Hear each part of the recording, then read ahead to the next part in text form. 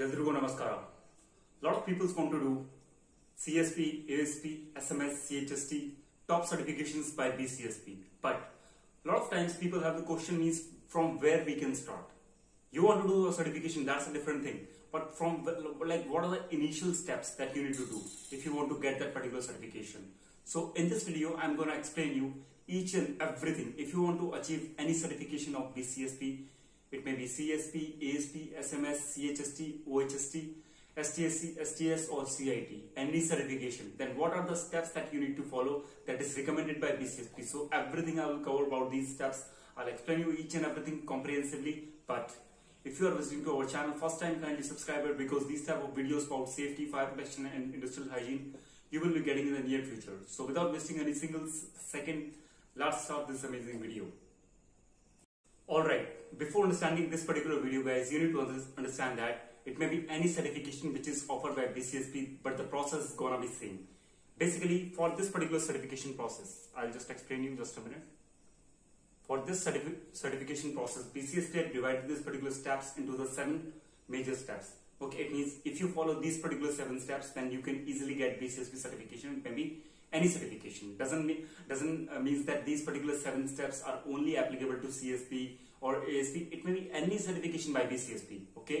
Now let's understand this particular 7 step one by one. So the first step, guys, which is written over here is pick a certification. What is that?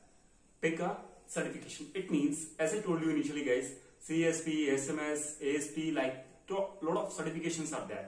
So you need to identify which certification you want to pursue, because you need to keep in mind that every certification is not designed for everyone. Some people may be getting difficulty in getting CSP and ASP certifications.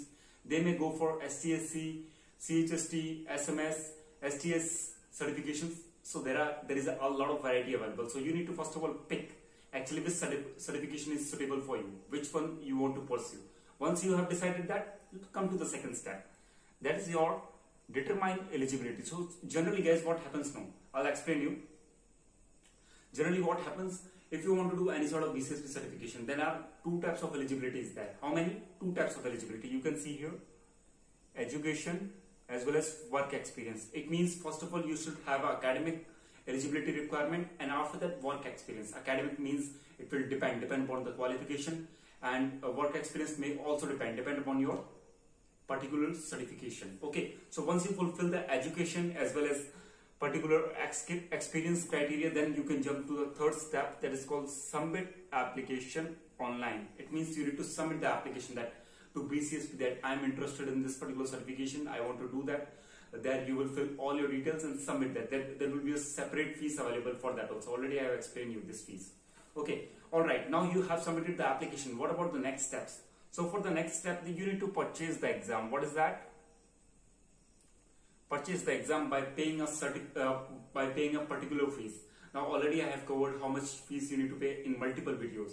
So now in this particular step, actually step number 4, you have a lot of options. Like if you want to pay this fees one time, like one attempt, if you are very confident that in one attempt itself you will clear this examination, you can pay it one time. Otherwise, you can take an exam bundle. Exam bundle is a totally different concept. In that you will get some certain chances, some certain question papers and all. I'll make a separate video about what is exam bundle and how it is going to help you when you are preparing for BCSP examinations. Okay, so you need to purchase your examination, you need to schedule your examination. Okay, alright. Now, let's come to the schedule your examination at your nearest VUE testing center. As you know that guys, whatever the examination BCSP is conducting, it is totally based upon virtual testing. It means you need to go to certain centers, you need to give the examination and immediately you will get your results.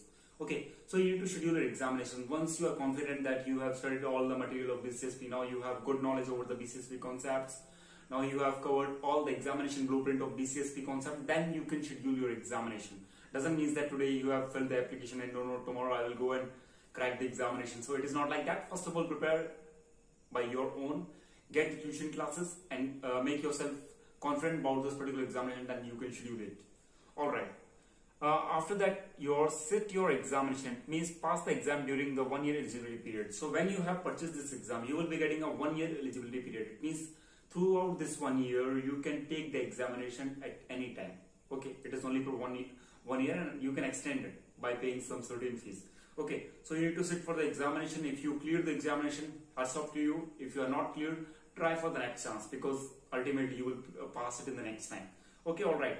Now, if you have passed the examination, what about the next? Next, you need to maintain the certification, guys.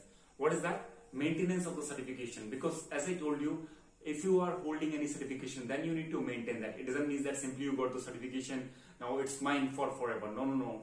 It's not like that. You need to maintain it by earning some recertification points. So now, what is recertification points? It's a totally different concept. For maintaining a certification, you need to obtain some recertification points. These are some points which will be awarded to you when you are jumping into certain activities, when you are doing some certain activities like going to the audits, going to seminar, webinars, taking the webinars, classes and all. For various activities, there are some certain points. So if you want to know more about these points, how they will be awarded, for which activity, how much points you will get, kindly let me know through the comment section. I will make a separate video on that. Okay, so you need to maintain your certification until and unless you are meeting with that certification criteria, like you are meeting with these recertification points, your certification will be maintained. When you have stopped this criteria, your certification will be cancelled. You need to again start with the process number 1 and again go to the process number 7. You need to do all the things by one, like again. Okay, so these are the guys 7 steps that I have explained with you. I hope you understood these 7 steps, and as well as keep in mind, whatever the certification that you are doing, doesn't matter. All these steps, 7 steps, will be applicable to that.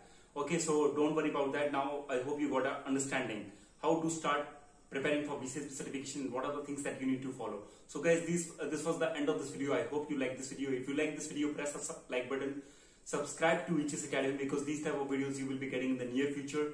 And I'll meet you in the next video. Till then, take care, guys.